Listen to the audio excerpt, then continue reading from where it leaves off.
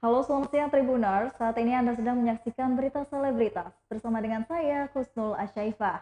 Kami akan menyajikan informasi terupdate dan menarik terkait selebritas tanah air untuk Anda. Dan inilah berita selebritas selengkapnya. Berita pertama datang dari Rizky Nazar dan Syifa Haju yang akan beradu akting di web series yang berjudul 17 Selamanya. Pasangan Rizky Nazar dan Syifa Haju main bareng dalam series drama remaja berjudul 17 Selamanya. Tak hanya drama biasa, series tersebut juga mengandung unsur sejarah yang disisipkan oleh sang sutradara, yaitu Hanung Bramantyo. Syifa mendapatkan peran sebagai Dawai, yaitu anak perempuan yang abadi dan tak bertambah tua di usia 17 tahun. Sedangkan untuk Rizky Nazar, yang berperan sebagai putra mengaku sangat senang bisa bermain dalam film tersebut karena mendapatkan cerita yang baru. Hanung Bramantyo merasa bahwa series drama remaja yang dibumbui cinta sejarah sudah sangat sering muncul di platform streaming. Leslie Simpson selaku country head WTV dan Ilfik Indonesia merasa bahwa series 17 lamanya tak perlu untuk dihadirkan karena menampilkan sejarah Indonesia. Series 17 lamanya akan tayang dalam waktu dekat di platform WTV. Selain Rizky Nazar dan Syifa Haju, series tersebut dibintangi oleh Stefy Zemora. Berikut wawancaranya. Ini kan bermain peran bareng nih, ada nggak sih kesulitannya atau justru kayak udah biasa aja gitu, bisa sih? Jadi sebenarnya itu tadi ya. Iya, kesulitannya kadang suka canggung aja sih, nggak canggung sih, kayak aneh aja rasanya kalau acting sama dia karena kita udah biasa ngobrol casual tiap hari, terus di sini kita ngobrolnya harus baku dan menjadi karakter yang beda banget dari diri kita sendiri, dan biasanya interaksinya ini santai-santai aja. Kalau di sini harus yang drama-drama dan susah gitu, jadi agak canggung sih kadang-kadang. Kak, dari kakak sendiri ini kan beda zaman ya, dua zaman. Mungkin mendalami treatment untuk biar ini tuh kayak kerasa gitu di beda zamannya ini gimana? Dari set sama dari baju tuh udah sangat membantu banget sih, dan ditambahnya ada mungkin dengan ya oke kita ya, bahasanya mungkin berbeda sama bahasa yang dipakai di tahun yang berbeda. Jadi yang dari zaman dulu tuh lebih baku kita pakainya, ada ya yang lebih baku lah ya. Nah, itu sih mungkin sih. Berita selanjutnya datang dari Angelina Sondakh yang berjanji akan penuhi wajib lapor selama cuti menjelang bebas.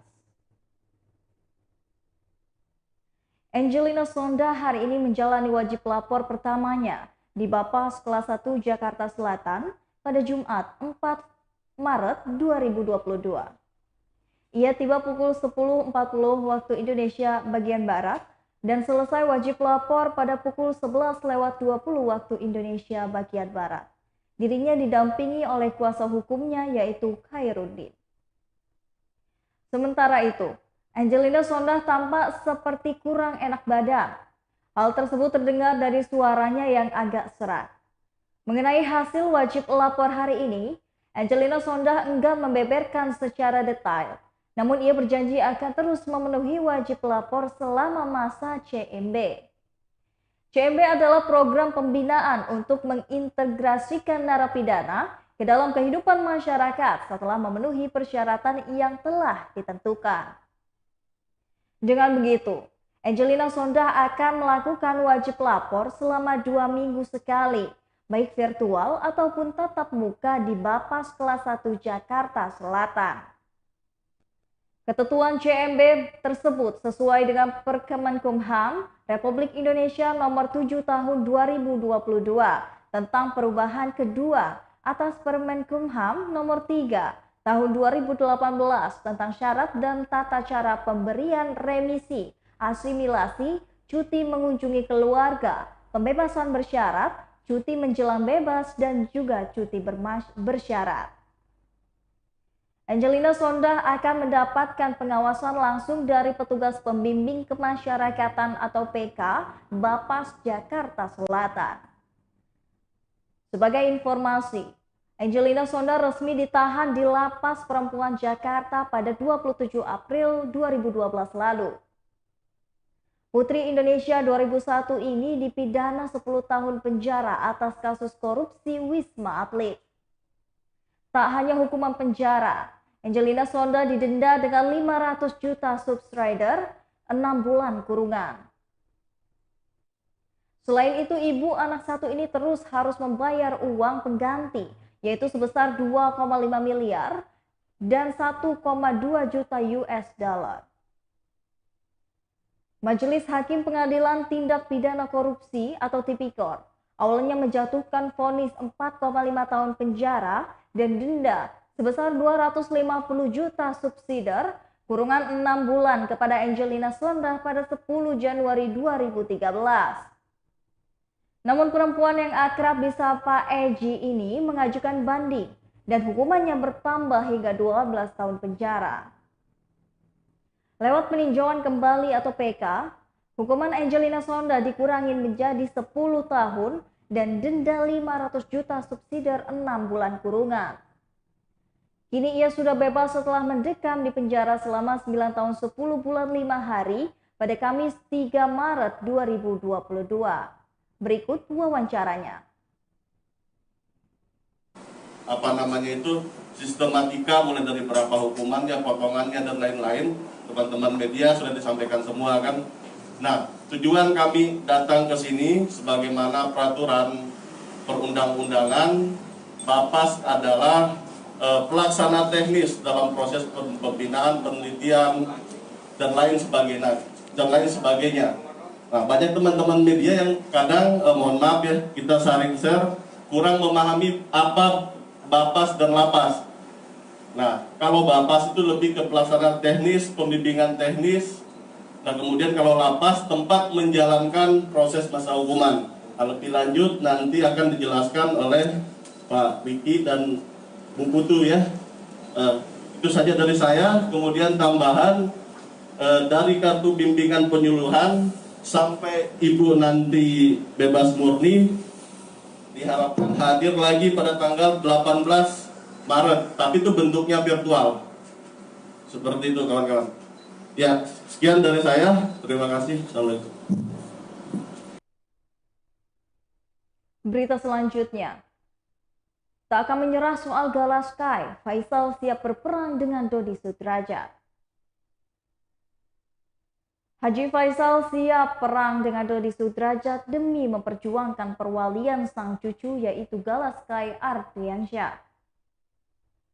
Sidang lanjutan perwalian Gala Sky Ardiansyah baru saja selesai digelar dengan agenda mendengarkan keterangan saksi ahli dari pihak Faisal di Pengadilan Negeri Agama Jakarta Barat pada Rabu 2 Maret 2022 kemarin. Dalam kesempatan itu, Haji Faisal menegaskan dirinya akan memperjuangkan perwalian sang cucu. Pantang menyerah, ayah Bibi Ardiansyah itu siap menghadapi sang besan Dodi Sudrajat. Ia juga siap menghadapi apapun proses hukuman yang akan dilakukan oleh Dodi Sudrajat di kemudian hari. Diketahui kini sidang hak perwalian Gala Sky masih berlanjut di Pengadilan Agama Jakarta Barat. Sidang lanjutan akan dilaksanakan pada 9 Maret 2022 yang beragendakan keterangan saksi fakta dari pihak tergugat yaitu Dodi Sudrajat.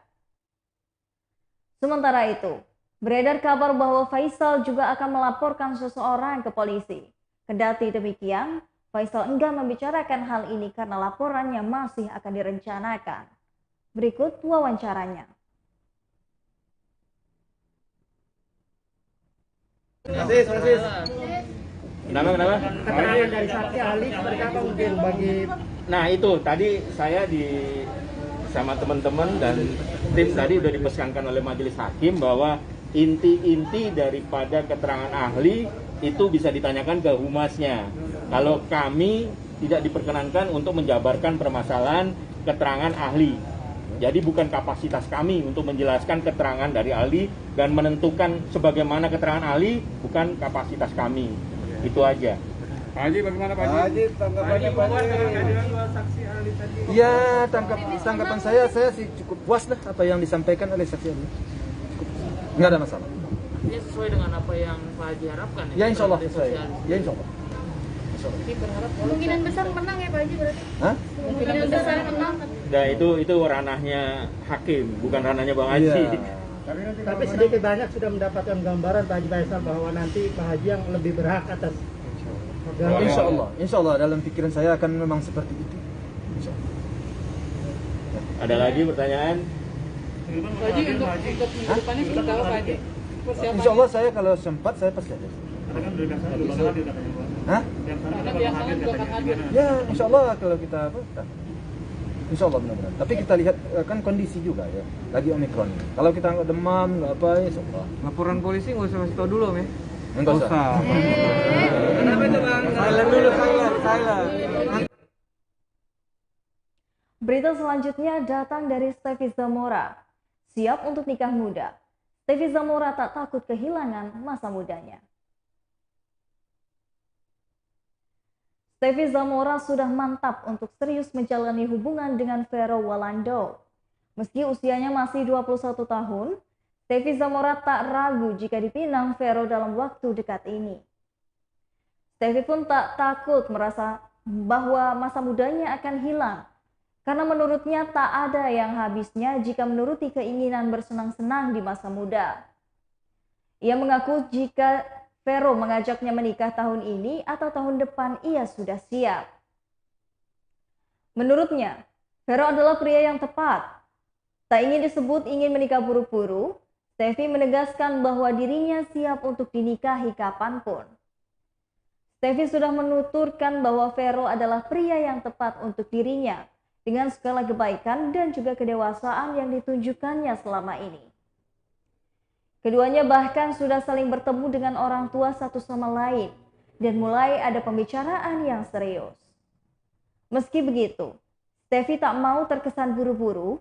Ia ingin memilih untuk tetap santai menjalani hubungan asmaranya. Berikut wawancaranya. Aktor. Ayo berapa huruf?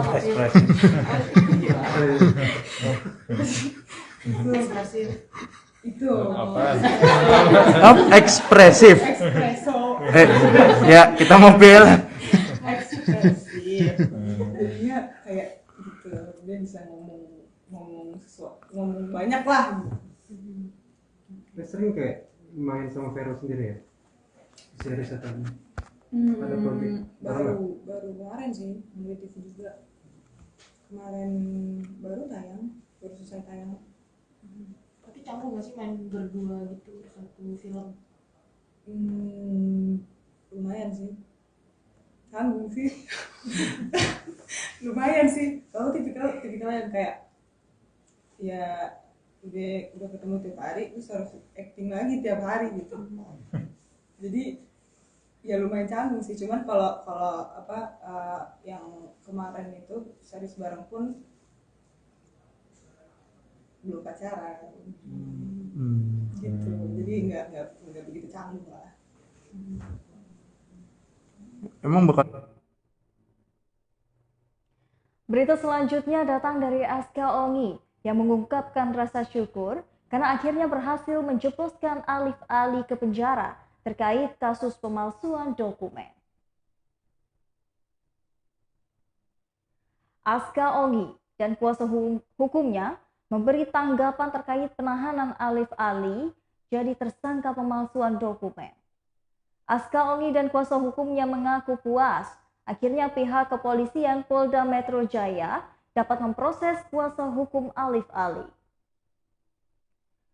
Menurutnya, tindakan polisi melakukan penahanan terhadap Alif Ali sudah sesuai dengan keinginannya. Aska Ongi dan kuasa hukumnya, Ramzi pun mengapresiasi kedua kepada penyelidik karena telah melakukan pemeriksaan yang tepat. sehingga hasil dari penyidikan didapatkan bukti-bukti dari perbuatan Alif Ali. Sebelumnya, aktor Alif Ali diperiksa penyidik Polda Metro Jaya terkait kasus dugaan pemalsuan dokumen pada Selasa 1 Maret 2022. Adapun Alif Ali ditetapkan sebagai tersangka kasus pemalsuan dokumen yang dilaporkan oleh mantan istrinya, yaitu Aska Ongi. Dia diduga melakukan pemalsuan dokumen berupa kartu tanda penduduk atau KTP dan juga akta lahir buah hatinya. Dugaan tersebut muncul ketika Aska Ongi membuat akta kelahiran anaknya di Dinas Kependudukan dan Catatan Sipil Jakarta Selatan tahun lalu. Namun permintaan tersebut ditolak lantaran domisili Aska berganti ke Jakarta Pusat. Aska pun curiga Alif Ali pemalsukan KTP dan juga melaporkan hal tersebut ke Polda Metro Jaya pada 2020 lalu. Berikut wawancaranya. Jadi di sini kami mengapresiasi apa yang dilakukan penyidik, bahwa ini adalah harapan besar daripada klien saya, Mbak Aska, bahwa dengan ditetapkannya sebagai tersangka dan dilakukannya penahanan terhadap tersangka tersebut, itu merupakan suatu kebahagiaan tersendiri buat klien saya. Masa tahanan 7 tahun sudah merasa cukup puas mungkin abang dan rekan-rekan atau Kak Aska?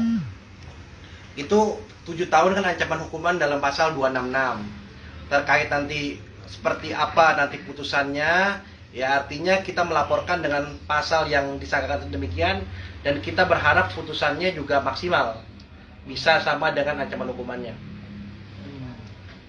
Jadi Kak Aska sendiri sudah merasa puas? Puas. Puas seperti apa? Yeah. Karena udah sesuai dengan yang saya mau, dia ditahan dan dia harus mempertanggungjawabkan apa yang diperbuat. Aska ada rencana bertemu dengan Alif nggak sih? Nggak ada. Aska ini kan rentetan masalahnya kan berlarut-larut nih, sampai sekarang sudah dijadikan tersangka nih Bang. Ada kayak mau damai nggak sih Bang gitu, maupun kalau misalkan Alif minta maaf kepada pihak Mbak Aska nih, gimana nih Bang? Ya, terkait dengan upaya perdamaian ya, saya juga per hari ini tadi pagi sempat menerima chat WA dari salah satu kuasa hukumnya. Kita mengambil sikap karena permasalahan ini sudah berulang. Awalnya dulu ketika ada laporan KDRT yang kemudian sudah dicabut. Kemudian masalah ini terus bergulir. Baiklah Tribuners, itulah tadi berita selebritas siang bersama dengan saya Kusnul Asaifah. Selamat siang dan sampai jumpa.